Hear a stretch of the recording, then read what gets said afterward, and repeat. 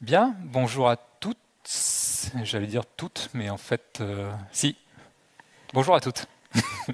Merci beaucoup d'être là. Ce midi, on va faire un petit peu d'algo, on va compter. J'espère que vous n'avez pas trop mangé. Et je vais essayer de faire en sorte que ce soit relativement digeste. Alors, il paraît qu'au début des confs, il faut raconter des histoires. Est-ce que vous avez lu ce livre? Non. Alors, c'est un livre qui, comme son nom ne l'indique pas, parle d'androïdes et surtout de chasseurs d'androïdes. Et ces fameux... donc on est dans un monde post-apocalyptique sur Terre, et il n'y a quasiment plus d'animaux en fait. Donc finalement, avoir des animaux vivants, c'est un luxe, c'est une preuve de réussite dans la vie, et notre héros rêve d'avoir un mouton réel, parce qu'aujourd'hui il n'a qu'un mouton électrique. Et la question que l'auteur se pose, c'est est-ce que les androïdes aussi, ils rêvent de moutons électriques? Alors nous, la question, on la détourne un peu, parce que pour rêver, c'est bien, mais il faut dormir. Pour dormir, il faut compter les moutons. Donc la question qu'on va poser, c'est est-ce que nos androïdes, ils vont réussir à compter des moutons? Alors il paraît qu'il y a un thème, donc on va se raccrocher au thème. Vous avez peut-être plus vu ce film, qui est l'adaptation cinéma du livre de Philippe K. Dick, évidemment, et dans laquelle il est moins question de moutons d'ailleurs. Alors on me dit dans l'oreillette que ce n'est pas exactement le thème de cette année, mais il y a quand même un acteur en commun.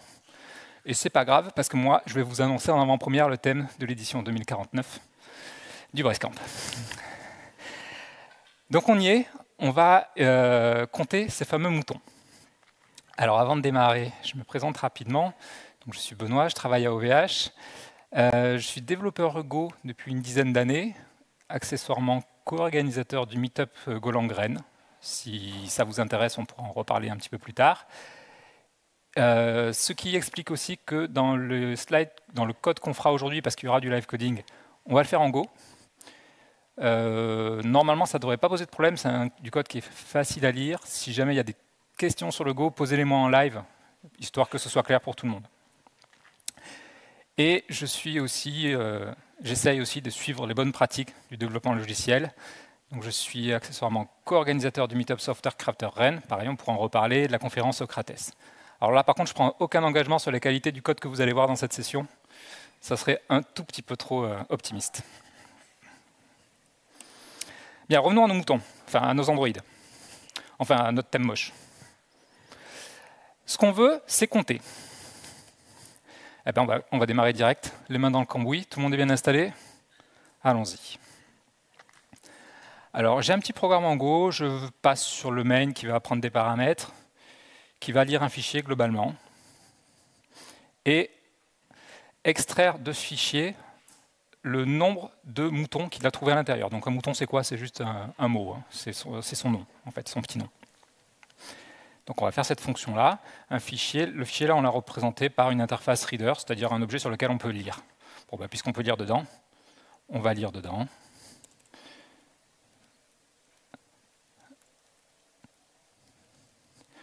On va lire tout le contenu d'un coup. Et on en a parlé hier pour ceux qui étaient là, la gestion des erreurs. En Go, elle est systématique, il ne faut pas l'oublier. Elle peut paraître un peu verbeuse. Dans ce cas-là, je fais un truc vraiment à minima. Si jamais j'ai une erreur, je lance une exception. J'interromps l'exécution du programme si jamais je n'ai pas réussi à lire mon fichier. On verra que dans notre petit exemple-là, ce n'est pas un sujet. Et là, je me retrouve donc avec un data qui est un tableau d'octets qui va représenter donc le contenu de mon fichier sous forme octale. Donc allons-y, on va pouvoir découper tout ça. Je prends mes noms de moutons, on va faire tout simplement. Fields, c'est une fonction qui va découper les mots dans une chaîne de caractères. Donc je convertis mon data en chaîne de caractères, je découpe en mots, et j'ai un tableau de mots. Vous allez voir, ship names, voilà, c'est un tableau de string. Et bien, il n'y a plus qu'à les regarder et les compter maintenant. Donc, ship name. Le premier paramètre que j'ai ignoré, c'est juste l'index de boucle. J'en ai pas besoin dans ce cas-là.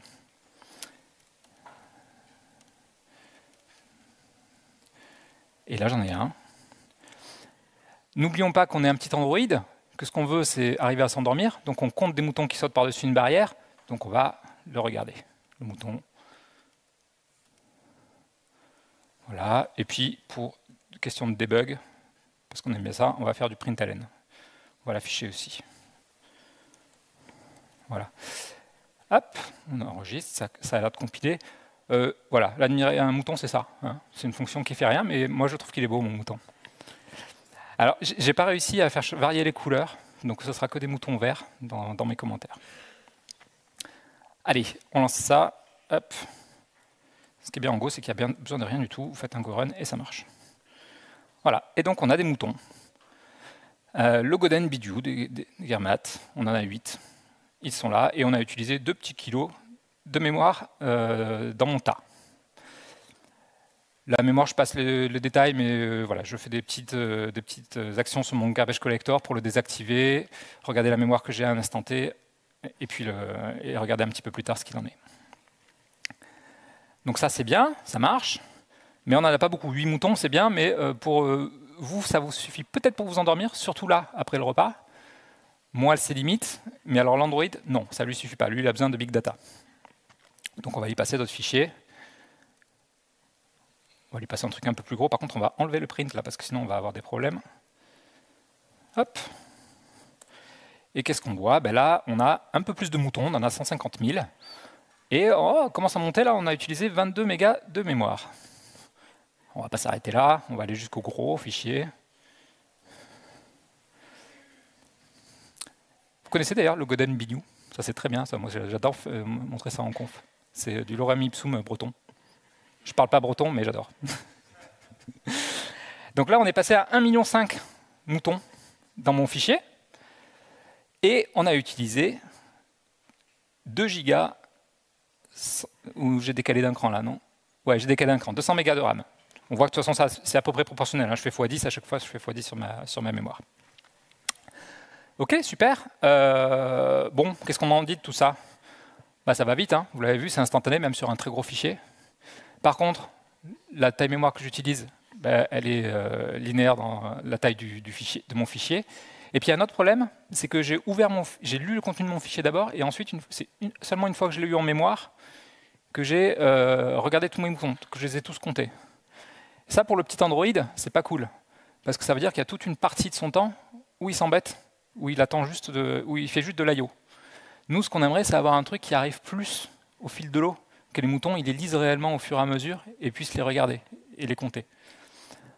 Donc on n'a pas cette notion de résultat intermédiaire.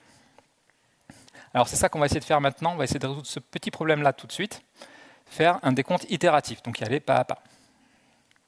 Alors pour ça, on va utiliser une fonctionnalité qui est toute nouvelle dans Go, qui est la notion d'itérateur, qu'on appelle générateur aussi dans d'autres langages, hein, qui va permettre d'interrompre l'exécution d'une fonction pour renvoyer un résultat et lui rendre la main un petit peu plus tard. Et alors avec un itérateur, bah, c'est très simple. On va faire directement notre boucle sur un itérateur qu'on a appelé readFields, qui prend en paramètre mon fichier. Et là, j'ai plus qu'à admirer mon mouton. Alors on va déjà les compter quand même. Tac. C'est important, hein, toujours bien admirer les moutons. Je vous rappelle que ce qu'on veut, c'est endormir notre Android. Et on va appeler la fonction. Donc elle fait la même chose, hein, juste avec une fonction différente. Là, j'ai pas beaucoup de lignes. Voilà, donc les deux se sont exécutés. J'ai bien le même nombre de moutons à la fin, ça tombe bien. Par contre, là, en faisant appel à un itérateur qui va lire mon contenu très progressivement et donc décharger la mémoire au fur et à mesure, j'utilise plus que 3 kg de mémoire. Donc en tout cas, je borne mon usage de la mémoire. Alors comment ça marche ça? On a un peu de temps, donc je peux vous montrer si vous êtes curieux. readFields, c'est une fonction que j'ai définie moi-même, qui a une signature prédéfinie comme étant un itérateur séquentiel qui renvoie des strings, donc c'est ça, hein, qu'on veut, qui va en fait faire deux choses. D'abord, elle va lire mon fichier par bloc de 1024 octets. Donc ça, c'est histoire d'avoir un petit peu de tampon, parce que si on les lit un par un, on a des problèmes de perf. Donc je lis comme ça mes tampons de 1024 octets, et puis dans ce tampon, je vais y boucler pour, à nouveau, et là je le fais à la main, découper les mots un par un. Là, je n'utilise pas le fields qu'on a vu tout à l'heure, je le fais à la main avec un test de est-ce que mon caractère est un espace. Je mets mes caractères dans un deuxième buffer, et une fois que j'arrive à un espace, je yield le mot que j'ai trouvé. Donc, voilà. Je ne rentre pas trop dans la technique parce que ce n'est pas le sujet aujourd'hui. Pareil, si vous voulez qu'on en rediscute, on pourra en rediscuter. Ce qui est intéressant, c'est que ça, c'est une nouvelle fonctionnalité qui a été ajoutée, qui permet en fait de masquer toute cette complexité un petit peu technique de lecture progressive de mon fichier dans une fonction déportée que je peux facilement tester, qui est isolée. Et moi, derrière, en tant qu'utilisateur, j'ai un code qui est ultra simple, ultra lisible. Et performant. Donc là, on va vite. Là, on a borné la mémoire.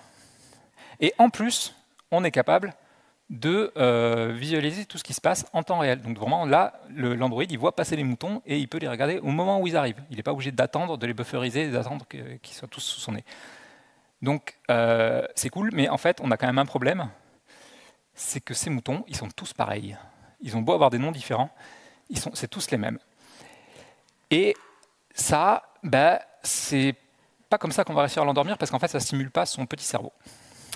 Donc on va passer à la deuxième étape, qui va être de compter les moutons, mais cette fois distincts. Donc voilà, maintenant on a des moutons de couleur. Ils sont beaux, hein? Personne n'a dit oui, je suis déçu. Bon, je le prends pas mal, c'est pas de moi de toute façon. Alors comment on fait ça? Ça c'est un grand classique, hein. Comment vous allez compter les occurrences distinctes d'éléments dans un stream? Eh ben, on va utiliser un set, un ensemble.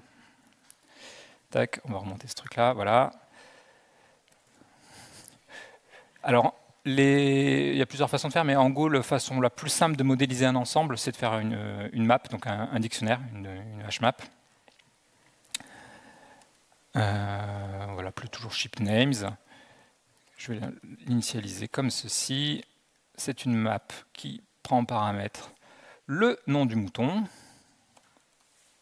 et qui dit si il est là, tout simplement.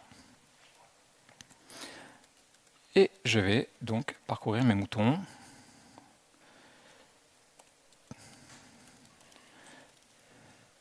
De la même façon que tout à l'heure. Non, c'est R là. Hop, voilà. La différence, c'est que maintenant, ce que je veux, ce sont les moutons distincts. Alors, j'ai quand même mis le décompte total. Ça permet d'avoir un repère aussi, de s'assurer qu'on ne fait pas n'importe quoi dans nos fichiers, qu'on fait bien tous les tours de boucle. Mais ce n'est pas ça la valeur qui va nous intéresser à la fin. Donc là, moi, je vais maintenant mémoriser le fait que j'ai déjà vu ce mouton. J'aurais peut-être dû mettre chip color d'ailleurs, mais bon. Voilà. J'ai pas besoin de faire un test comme quoi est-ce qu'il n'était pas là avant, peu importe, j'écrase la valeur précédente, ça me suffit.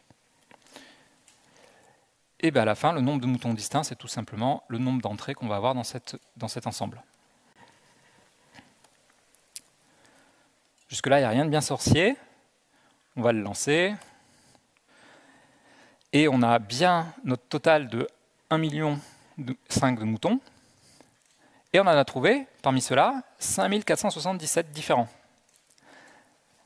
Là, c'est pas énorme. Là. C'est mon logo d'NBNew, en fait, il n'a pas un dictionnaire super grand. J'aurais mis un peu plus. Donc on va mettre un peu plus. On va tricher un peu et rajouter des mots. Voilà. Là maintenant, sur mon... Alors, pour rajouter des mots, pour rajouter des mots distincts, j'en ai enlevé. Si vous voulez savoir comment j'ai fait, c'est très simple, hein, j'ai enlevé un espace sur 2 dans mon fichier. Donc ça fait que forcément j'ai des combinaisons de 2 mots qui sont différentes maintenant. Et donc j'ai moins de mots au total. Mais ce qui est intéressant, c'est que j'ai beaucoup plus de mots différents. Et là, on voit qu'il y a un truc qui se passe. Là, je suis passé à 40 mégas de mémoire utilisée. Pourquoi? Parce que tout simplement, mon ensemble, là, il a commencé à grossir. Bon, je vous apprends rien. Là-dedans, il n'y a rien de très compliqué. C'est de la complexité de base. Ça va très vite. Hein. On est encore à 200 millisecondes pour parcourir un gros fichier. Il n'y a aucun souci de perf. Mais par contre, encore une fois, là, l'espace qu'on occupe, il est important. Et là, maintenant, on se dit, mais moi, mon Android, il met longtemps à s'endormir, il en compte beaucoup des moutons, et même si on est en 2049, la RAM, on ne sait pas combien il y en a, mais à un moment, elle finit par être remplie. Donc comment est-ce qu'on peut arriver à borner cet espace-là? Vous allez me dire, on ne peut pas, parce que si je veux savoir combien j'en ai vu des moutons, je suis bien obligé de mémoriser les moutons que j'ai vus. éventuellement compresser un peu, plutôt que d'enregistrer une chaîne de caractères entière, peut-être je peux avoir une représentation un petit peu plus optimisée. Mais au bout d'un moment, je vais quand même me heurter au problème que si j'en ai n, à un moment, même s'ils prennent un bit, je vais avoir besoin de n entrées dans mon dictionnaire. Donc comment on fait ça? Eh bien, on va le faire de façon approximative. Et c'est là où ça devient intéressant. Enfin, j'espère. Donc notre contrainte, c'est que maintenant, on a une mémoire qui est bornée, que je vais représenter par ce tableau. Même si en pratique, dans le code, on ne fera pas un tableau, c'est beaucoup plus simple pour visualiser. Et là, je reçois mes mots en input, dans mon stream. Donc je reçois un premier mot W, qu'est-ce que je fais? Je vais le mettre dans mon ensemble. Et puis je continue comme ça. Je reçois des nouveaux mots, je les enregistre, si j'ai déjà vu, c'est pas grave, ça ne change rien. Pof. Et au bout d'un moment, ma mémoire elle a de fortes chances d'être saturée, puisque je l'ai bornée à une valeur qui est probablement un peu faible, en tout cas moindre que le nombre d'occurrences distinctes. Enfin, en tout cas, c'est ce qu'on imagine. Donc là, qu'est-ce qu'on fait? On va faire de la place. Comment on fait de la place? On prend chaque entrée, on tire une pièce, si c'est pile, on garde, si c'est face, on jette. Donc en moyenne, à la fin de cette étape-là, j'ai récupéré la moitié de mes cases, donc j'ai un tableau à moitié vide, ou à moitié plein. Alors là, la version de l'optimiste, c'est qu'il est à moitié vide. C'est pas comme le verre, parce que l'optimiste, il veut le remplir. Pensez-y ce soir à l'apéro. Quand votre verre il sera à moitié vide, vous pourrez dire « Ah, je peux le remplir ». Et s'il est à moitié plein, vous verrez. Bon, bref, on a libéré un peu de place, donc qu'est-ce qu'on fait? On continue, tout simplement. Donc on reprend des mots. Alors là, il y a une petite subtilité, c'est que le mot qu'on va recevoir, des fois on l'avait déjà, des fois on ne l'avait pas. Ça, on l'avait déjà avant. Mais maintenant, on va tirer une pièce à chaque fois pour savoir si on le met dans notre ensemble ou pas. Si c'est pile, on le met. Si c'est face, on ne le met pas. Mais attention, s'il était déjà là, si c'est pile, on le laisse. Si c'est face, on l'enlève. C'est ça qui est intéressant. Et on répète ça pour tous les mots qui rentrent. Encore une fois, si on a plein de mots différents, les probabilités font qu'au bout d'un moment, notre truc il va se remplir. On revient là. Si c'est plein, qu'est-ce qu'on fait? Vous suivez les flèches, on refait. On revide à moitié et on continue comme ça. Mais, subtilité, au k-ième tour de boucle, la probabilité, on ne lance plus une pièce, mais on lance k pièces. Donc la probabilité devient 1 sur 2 puissance k. Et là, forcément, quand même, à un moment, ça va s'arrêter. Sauf si vous avez un stream infini de mots, mais là, on n'en est pas encore ici, on n'en est pas encore là. Et donc, quand ça s'arrête, qu'est-ce que vous récupérez? Vous récupérez votre petite mémoire bornée avec un certain nombre de mots à l'intérieur. Et un k, qui est important, qui nous indique le nombre de tours de boucle qu'on a fait pour en arriver là. Donc ça, c'est ce qu'on appelle l'algorithme CVM, du nom de ses auteurs. Donc c'est un algorithme récent qui a été créé en 2023. Là, je vous donnerai les slides à la fin, vous avez les pointeurs dessous si vous voulez les lire. Il est très court l'article, il fait 5 pages. Il décrit l'algorithme en 3 lignes à peu près, et après c'est juste de l'analyse mathématique de pourquoi ça marche, comment ça marche. Et je ne vous embêterai pas trop avec ça, si ce n'est ce slide. Donc si vous êtes allergique aux probabilités, faites un effort. C'est pas forcément ma tasse de thé non plus, mais là je considère qu'on est dans ce qui est la limite de l'acceptable. Imaginons qu'on a fait 2 rounds, donc un complet, j'ai rempli mon tableau, et puis j'ai continué à remplir des mots avec une probabilité 1 sur 2, et puis ça s'est arrêté à ce moment-là. Si un mot W qui était dans mon texte initial apparaissait uniquement dans le premier round, donc quand on ne tirait pas de pièces, j'ai une chance sur 2 qu'il soit encore là, parce que je suis passé par un nettoyage, j'avais une probabilité 1,5, voilà. S'il apparaissait au deuxième, et uniquement au deuxième, j'ai une chance sur 2 de l'insérer, c'était mon deuxième jet de pièces, et s'il apparaît dans les deux, en fait, j'ai une chance sur 2 encore de le retrouver à la fin, parce que finalement, ce qui va compter, ce n'est pas tant le fait qu'il soit passé à travers l'étape de nettoyage, c'est plutôt qu'au moment où j'ai retiré la pièce, quand je l'ai revue, soit je l'ai mis, soit je l'ai enlevé. Donc qu'il soit là ou pas avant, peu importe, finalement j'avais une chance sur 2 de le retrouver à la fin.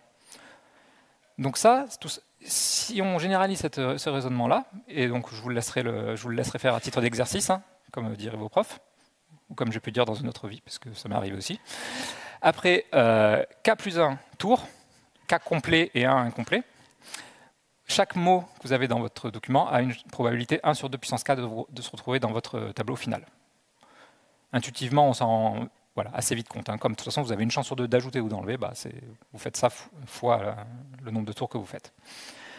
Et si on a ça, finalement, le nombre d'objets qu'on a dans notre mémoire à la fin, c'est le nombre de mots fois cette probabilité-là, tout simplement. Donc, si on retourne le truc, le nombre de mots n, grand N, qu'on avait au départ, c'est simplement la taille qu'on obtient à la fin divisé par la probabilité. Comme la probabilité c'est 1 sur 2 puissance k, il n'y a plus qu'à multiplier. Donc, pour avoir une approximation du nombre de mots différents que j'avais dans mon texte au départ, je prends le nombre de mots que j'ai dans mon ensemble à la fin et je multiplie par 2 puissance k. C'est pour ça que j'avais besoin de mon k. Bon, ça va? Vous m'en voulez pas trop? Cool. Alors, revenons un peu à cet algorithme, parce que là, le but du jeu, ça va être de l'implémenter. Dit comme ça a été présenté là, ça vous paraît peut-être pas évident, mais du coup, on va essayer de simplifier un peu. Là, si on regarde l'étape où on a des mots qui rentrent en entrée, donc soit dans le cas de gauche, le cas initial, gauche est là, soit dans le cas de droite, le cas un peu plus, où on tire des pièces, finalement, c'est un peu la même chose. Hein. C'est juste qu'au début, mon k, il vaut 0, et donc 1 sur 2 puissance k, c'est 1, tout simplement. Donc je fusionne. Hop. Et là, on voit clairement apparaître une belle boucle, donc une belle boucle for qui est, je prends des mots, je tire une pièce, je le mets ou je l'enlève. Et puis quand mon ensemble il est plein, je le vide à moitié. Je réfléchis, mais on ne peut pas dire je le remplis à moitié. Non, je le vide à moitié. Chouette, allons-y.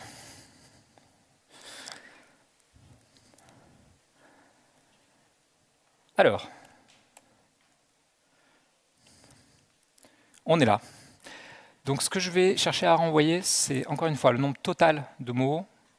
Toujours pareil, pour avoir une référence, être sûr que mon algo ne fait pas trop n'importe quoi. Le nombre de mots différents estimés. Et, parce que ça va m'intéresser aussi pour les logs, le nombre de tours que j'ai fait, même si en vrai, je m'en sers à l'intérieur de l'algo, mais je m'en sers plus en dehors. Bon, allons-y, qu'est-ce qu'on a dit? On a dit qu'on lisait des mots. Donc on va faire toujours la même chose. On récupère nos noms de moutons depuis notre truc. Ah, il faut les stocker quelque part. Bon, on va les mettre dans notre petit ensemble. Donc c'est une map qui prend en paramètre, qui est indexée par des strings et qui est renvoie vers des booléens. Là, on peut mettre un paramètre supplémentaire qui est optionnel, qui est la taille estimée de ma map.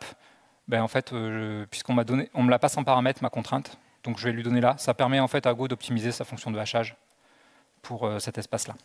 C'est pas un truc fixe qui va faire exploser la map si je mets plus d'éléments. C'est juste qu'il a optimisé la fonction de hachage pour ça, et donc ça va faire que les accès seront, il y aura moins de collisions a priori, sans non plus qu'il alloue un tableau énorme. Si je voulais coller complètement à ce que je vous ai décrit, il faudrait que j'utilise un tableau. Mais en termes d'implem, c'est un peu plus pénible, donc on va passer par une table de hachage. Ah oui, il nous faut un tour. Ah non, j'ai là mon round. Donc je vais l'utiliser, c'est très bien. Donc on a vu un nouveau mouton, on le compte, on l'admire, n'oublions pas, c'est important. Surtout que maintenant ils sont de couleur. Et on va le mettre dans notre map. Ou pas. Il faut qu'on tire une pièce. Alors pour tirer une pièce, on va faire du rand. Alors on va faire du rand V2. Il est où? Pourquoi il n'est pas là le rand V2? Bon, on va le mettre à la main. Check.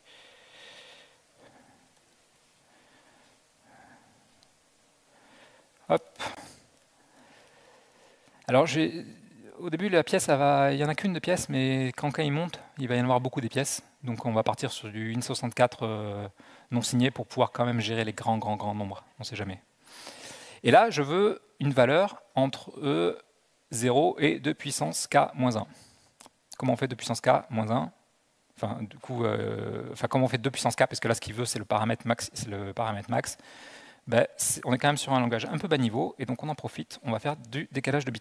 Okay, si ça ne vous parle pas, dites-vous juste que ça, c'est vraiment la même chose que 2 puissance rounds. Donc au début, là, puisque mon round vaut 0, ça fait 1. Donc je prends un nombre aléatoire entre 0 et 2 puissance k moins 1. Et ben, je vérifie juste que c'est 0 parce que c'est ça qui m'intéresse moi. Je veux qu'il y ait une chance sur ce truc-là. Si jamais je suis dans ce cas-là, j'ajoute mon mouton à mon ensemble. Tac. Et sinon, qu'est-ce que je fais? C'est là qu'on voit si vous suivez. Il y en a un qui suit, je dilette. C'est-à-dire que je pars du principe que je ne suis pas forcément sur mon premier tour de boucle. Donc peut-être il existe déjà dans mon tableau, le mouton, donc je l'enlève.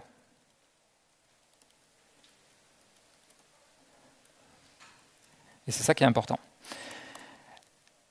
Une fois que j'ai fini, qu'est-ce que je fais? Je reviens là. Donc on a notre boucle principale. Ce qu'il faut vérifier, c'est ce cas-là. Est-ce que je ne suis pas dans mon état tableau complet? Donc là, je triche un peu. On fait un len sur la map. Encore une fois, je vous ai dit, elle ne peut pas déborder la map, hein, ce n'est pas un souci. Mais ça me permet de savoir combien d'éléments j'ai insérés. Comment je l'ai appelé? Même size. Donc si je suis à la moitié, bah, qu'est-ce qu'on va faire? On va nettoyer tout ça. On va le coder après. La fonction, elle n'existe pas encore. Si elle existe. Pourquoi tu dis que c'est triché de garder la longueur de la... Parce qu'en fait, c'est pas que c'est triché, mais c'est que ça ne représente pas la mémoire réellement utilisée. La mémoire réellement utilisée par la table de hachage, elle est plus grande.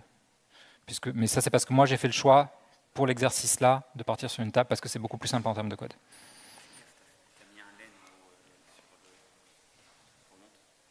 J'ai mis un len en trop, on me dit. Oui, effectivement, merci. Et normalement, le formateur, il va enlever les parenthèses. Non, il ne veut pas. Bon, tant pis. Merci. Donc, on nettoie. Et quand on nettoie, qu'est-ce qu'on fait? On dit qu'on passe au round suivant. Très important, pour diminuer ma probabilité de rajouter de nouveaux trucs. Et c'est pour ça que je n'avais pas de rouge. C'est parce que j'avais du code invalide. Donc, écrivons cette petite fonction cleanup qui prend en paramètre une map. Et alors une map, c'est une référence, donc je peux la détruire par effet de bord. Donc on va prendre toutes les clés de cette map, lancer la petite pièce. Là, j'ai pas besoin là c'est une chance sur 2, hein, donc si c'est 0, je delete. C'est l'inverse, mk. Et sinon, bah, je fais rien, parce que je garde mon élément. Voilà.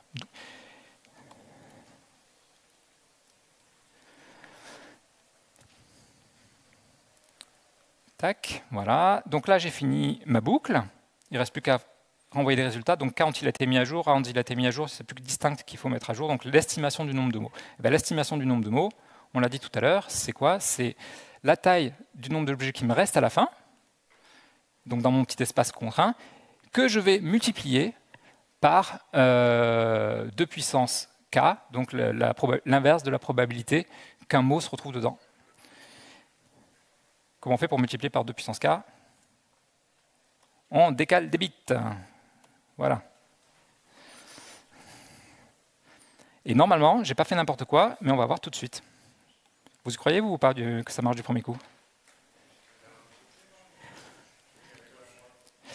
Ouais, voilà, c'est bien. Tac. De toute façon, on va voir, hein, si ça renvoie n'importe quoi, c'est que c'est pas bon. Alors, on a le truc exact, c'est 427 000 d'ailleurs, sur 101 millions. On a bien eu 1 million, donc on a bien tourné partout, et on a estimé, alors là, on a un bol incroyable, j'ai jamais vu ça moi. Là, je vous avoue que c'est particulièrement bon comme résultat. On a estimé 426 000. On a 0,34% d'erreur avec une mémoire, je vous donne en 1000, de 100 mots.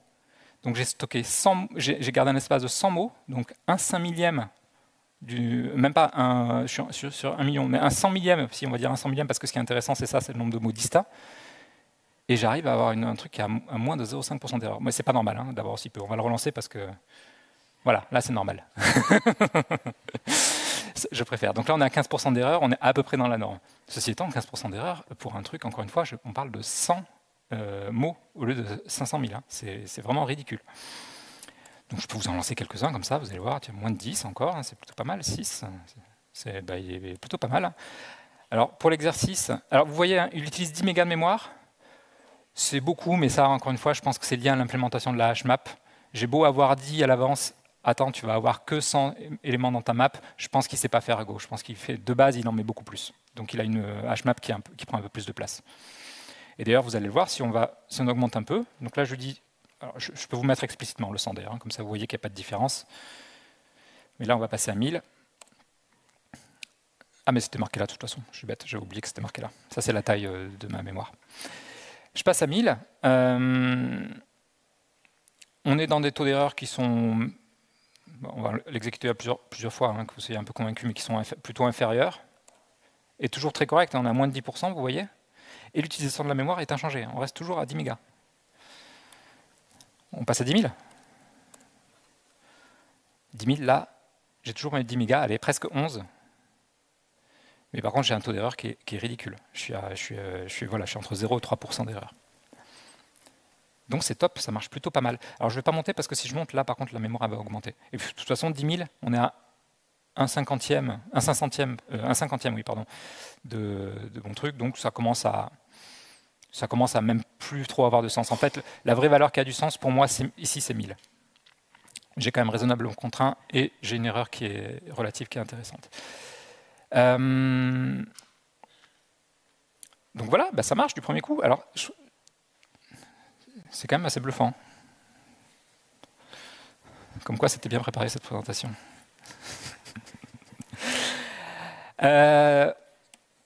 Donc, qu'est-ce qu'on a là? On a un truc. Ah si, c'est ça que je voulais vous montrer, tiens, regardez. La version qu'on avait faite avant, avec notre map complète, et celle-là, c'est 2 fois plus rapide. Enfin, pas 2 fois, mais 1 fois et demie plus rapide. On gagne en perf, encore. Le fait de restreindre un peu la mémoire, ça fait que la gestion de notre map, elle est beaucoup plus simple, en fait. Et on a moins de collisions, moins d'aller chercher les éléments, enfin, il y a plein de trucs qui sont plus simples. Donc, on gagne du temps. Donc, c'est encore plus performant. On a une consommation mémoire qui est parfaitement maîtrisée, parce que c'est nous qui la fixons. On dit combien on veut utiliser, ça ne débordera pas. Et on a une approximation que je considère raisonnable. Donc voilà, à savoir qu'est-ce que ça veut dire raisonnable? Ben, en fait, ça veut dire, ça dépend de votre contexte. Hein. C'est pas à moi de le dire ça. Mais ceci étant, on va pouvoir l'évaluer. Alors, là, il y a 2 solutions. Soit je vous montre le papier et je vous laisse 20 minutes pour m'expliquer comment ils font avec les résultats, soit on va se le faire à la main. Donc on va le faire à la main. Dans le papier, il y a plein de formules pour essayer justement de borner le taux d'erreur. Le problème, c'est qu'il y a plein de paramètres dedans et c'est pas exploitable. Laissons de côté les preuves pour l'instant parce que ça ne nous intéresse pas, mais même les formules en elles-mêmes, elles ne sont pas exploitables. Donc je préfère vous le faire un peu à la main. Et donc ce que j'ai fait, c'est que j'ai fait 10 000 simulations. Donc là, avec une mémoire de 1000, celle que je considère raisonnable sur cet espace de données, je fais 10 000 simulations que je mets dans des buckets de 1000 parce que sinon j'ai trop de différences. Et quand on plotte ce truc-là, qu'est-ce qu'on voit? Une jolie gaussienne. C'est ce qu'on retrouve souvent quand on fait des stats. Hein. Si vous avez fait des cours de stats, vous avez dû en voir pas mal. Ce qui est bien, c'est que les gaussiennes, c'est un truc qu'on sait parfaitement, qu'on maîtrise bien en stats derrière. On sait mesurer les proportions d'éléments qui sont à l'intérieur et à l'extérieur. Donc ça passe par un calcul d'écart type qu'on va faire sur nos données et que je vous propose d'afficher ici. Donc si je me mets avec une mémoire de 100, à partir d'un écart type qui est relativement conséquent, ben, j'en déduis que je vais avoir 2/3 de mes résultats qui seront en dessous de 13% d'erreur. Ben, ça correspond à peu près à ce qu'on a vu hein, expérimentalement là, sur les quelques tentatives que j'ai faites. Vous avez vu, on était alors à part le premier cas où on était à 0,3, mais je vous ai dit ça, c'était pas normal. Les autres, on était entre 5 et 15. C'est à peu près ça. Évidemment, on a le droit d'aller au-delà. Mais ceci étant, si vous avez besoin juste d'un ordre de grandeur et pas d'une valeur relativement précise, vous avez quand même presque tous les résultats qui sont à moins de 40% d'erreur. 40% d'erreur, c'est le même ordre de grandeur. Hein. Sur mes 400 000 mots, si on me dit que j'en ai 600 000, dans certains contextes, c'est la même chose. Donc ça peut être super intéressant, parce que là, vous allez très vite et vous ne consommez rien. On augmente un petit peu. Moi, j'aime bien ce résultat-là, parce que vous avez 95% des résultats qui sont à 6-7% d'erreur. C'est très peu aussi.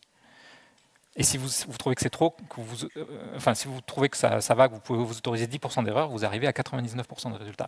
Et à 10 000, mais 10 000, encore une fois, je trouve que c'est un peu trop par rapport à mon nombre de mots initial. Vous avez tous vos résultats à moins de 4%. Donc ça, c'est cool. Bon, donc ça, c'est la version expérimentale. Si vous voulez voir la partie technique, je vous renvoie encore une fois vers le papier et n'hésitez pas à me recontacter après pour m'expliquer ce que vous avez compris. Comme ça, on fera une V2 ensemble. Bon, eh ben c'est bien tout ça. Mais il nous reste 20 minutes. Alors, soit on s'arrête là, soit je vous explique un petit peu pourquoi on fait tout ça. Donc on va continuer un petit peu. Parce qu'en fait, l'algo que je vous présente parce que moi, je le trouve assez fun. Il est très simple à expliquer. Il est simple à implémenter, vous l'avez vu, hein, on l'a fait en 10 lignes de code. Et voilà, il se comprend bien. Mais on peut faire plein d'autres trucs avec des algos un petit peu similaires. On va pouvoir, par exemple, essayer de regarder, à un moment donné de mon stream, est-ce que j'ai déjà vu un mouton rouge? Ou un bleu. Le bleu, c'est bien parce que je n'ai pas de bleu là. Ou alors, combien de moutons rouges j'ai vu? Ou alors, quel est le mouton que j'ai le plus rencontré jusqu'à maintenant? Ça, ce n'est pas exactement la même chose que ce qu'on a fait. Mais ce sont des problèmes classiques que vous allez retrouver quand vous faites du big data, et pour lesquels il y a des structures de données probabilistes qui ont été créées sur mesure. Donc là, je vais vous renvoyer vers 2 présentations que j'ai vues cette année à Devoxx, qui sont super intéressantes. La première de Raphaël, en anglais, mais ça se comprend très bien, qui fait un survol un peu avec les mains, il montre bien comment les choses marchent avec des dessins, c'est très facile à comprendre, et ça vous donne vraiment un bon cadre. Et la deuxième de Ella, qui elle va un peu plus rentrer dans les aspects mathématiques, mais qu'on comprend quand même très bien, qui va être un peu plus exhaustive aussi sur les structures de données. Donc les deux se complètent bien, à regarder dans cet ordre, elles sont vraiment chouettes, si vous voulez pousser ça. Alors vous allez noter que moi je parle d'algo probabiliste, eux ils parlent de structure de données. Parce qu'effectivement il y a une petite nuance, c'est que ce que eux vont présenter, ce sont des structures de données qui sont organisées grâce à des fonctions de hachage. Donc en gros c'est des espèces d'évolutions de table de hachage dans lesquelles on va jouer sur les collisions pour, à la fin, compacter un petit peu l'ensemble. Alors que moi, en fait, c'est vraiment purement mon algo qui est probabiliste. Ce n'est pas ma structure de données à proprement parler. Ma structure de données, là, c'est une table de hachage, mais ça pourrait être un tableau, peu importe. Et en fait, donc là, je vous en présente 3 des structures de données qui sont parmi les plus classiques. Vous avez peut-être même déjà sans doute entendu parler du Bloom filter. Vous connaissez un petit peu ? Pas plus que ça. Le Bloom filter, c'est le premier, c'est celui que je vous décrivais au début, c'est est-ce que j'ai déjà vu un mouton bleu dans ce que j'ai vu jusqu'à maintenant. Le deuxième, le hyperlog-log, c'est ce qu'on a fait là. C'est combien d'éléments distincts j'ai vus. Alors il y a une petite différence, le hyperlog-log, c'est que sa mémoire, elle n'est pas bornée, elle est limitée. Elle est en log du nombre d'entrées, ce qui est très bien. C'est-à-dire j'ai 500 000 entrées, je fais un log de ce truc-là, ça prend une place totalement ridicule. Donc il n'y a pas de souci, ce n'est pas un problème. Et elle garantit une erreur qui est faible. On est autour de 20%, donc ça c'est intéressant aussi. Là où nous quand même, on voyait qu'on montait assez facilement à 5%. Je ne vous avais pas dit, mais le Bloom filter, il a un truc intéressant aussi, c'est qu'il n'a pas de faux négatif. Quand il vous dit, ce truc-là, je ne l'ai jamais vu, vous êtes sûr qu'il n'a jamais eu lieu. Des fois, il vous dit, celui-là, je pense l'avoir vu. Peut-être que non, en fait. Et le Count-Min Sketch, le dernier, c'est celui qui va vous dire à un instant T combien j'ai vu passer de moutons rouges. Et duquel vous allez pouvoir adapter des trucs pour savoir lequel était le plus fréquent. Donc il y en a plein d'autres. Ce qui est super intéressant, en fait, c'est que il y a plein de choses, ça fonctionne bien, et c'est utile. La dernière version de Redis 8, qui est sortie il y a un mois, on implémente tout plein, nativement. Donc le hyperlog-log, il l'avait déjà, mais là, il rajoute le Bloom filter, le Count-Min Sketch, Topcat, TDGest. Pourquoi? Parce qu'en fait, aujourd'hui, on est dans l'ère du big data. Hein. On parle beaucoup d'IA, mais l'IA, elle est basée sur justement ces données massives. On a besoin de les traiter, ces données-là, et on n'a pas forcément besoin de les traiter de façon exacte, exhaustive. On a besoin d'avoir des tendances. Et là, on vous donne des choses qui vous donnent des tendances très précises, de façon très rapide, sans gaspiller de la mémoire inutilement. Il y a plein comme ça d'outils qui intègrent ces structures. Je peux vous parler de Postgre, par exemple. En PostgreSQL, vous pouvez mettre un index Bloom filter. Donc votre index, il va être probabiliste. Vous allez indexer un truc sans être totalement sûr que c'est ce que vous voulez, mais en même temps, pourquoi pas? Selon les use cases, ça peut être intéressant et utile. Donc dans tous les outils de big data, ensuite, vous allez les retrouver, Apache Spark, Druid, Et, voilà. Je ne rentre pas trop dans le détail, je maîtrise moins cette partie-là. Si ça vous intéresse, je vous renvoie vers la conférence de Ella qui approfondit un petit peu plus le sujet. Donc moi, pourquoi je vous raconte tout ça aujourd'hui? Parce que j'aime bien l'algo et que je suis content de pouvoir vous en avoir présenté un aujourd'hui et j'espère vous convaincre qu'en fait on peut encore en faire aujourd'hui. On peut encore faire des nouveaux algos. On ne parle plus de quicksort, hein, certes, mais ce que je vous ai présenté aujourd'hui, c'est un algo qui a 2 ans, qui marche très bien et qui est très simple. Et personne n'y avait pensé avant.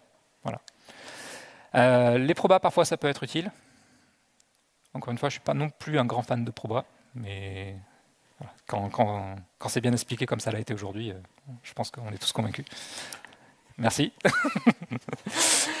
Et dernier point, je pense le plus important, c'est ce avec quoi il faut repartir aujourd'hui, c'est quand vous manipulez des big data, réfléchissez, est-ce que vous avez réellement besoin d'avoir un résultat exact? Parce que si ce n'est pas le cas, il y a des façons d'avoir des tendances pour beaucoup, beaucoup moins cher que ce que vous faites, certainement.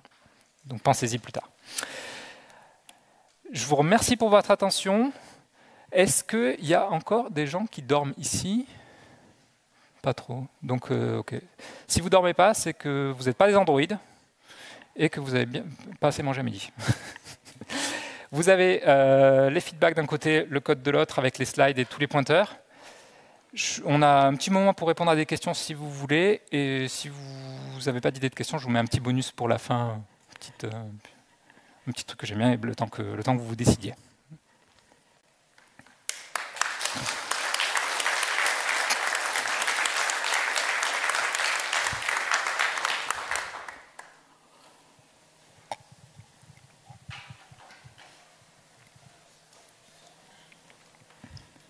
Alors moi, ça me fait rire. Mais c'est peut-être parce que j'ai des enfants.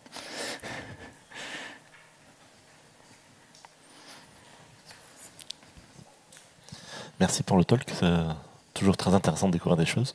Est-ce qu'on a une idée de en combien de temps ils ont sorti cet algo et quelle a été leur démarche pour arriver à là, ou est-ce qu'ils l'ont découvert en faisant autre chose? Enfin, voilà, est-ce que tu as un peu creusé d'où ça vient et comment ils sont arrivés là, quoi? Alors j'ai lu le papier, c'était dans les tuyaux depuis 2 ans je crois, mais c'est vraiment lié à du big data. Ils ne rentrent pas dans le détail, mais ils ne sont pas tombés dessus par hasard. Ils cherchaient quelque chose comme ça. C'est de la recherche universitaire, donc sur une thématique précise. Il n'y a pas forcément d'application industrielle derrière, mais par contre, c'était ça leur cœur de recherche. Voilà.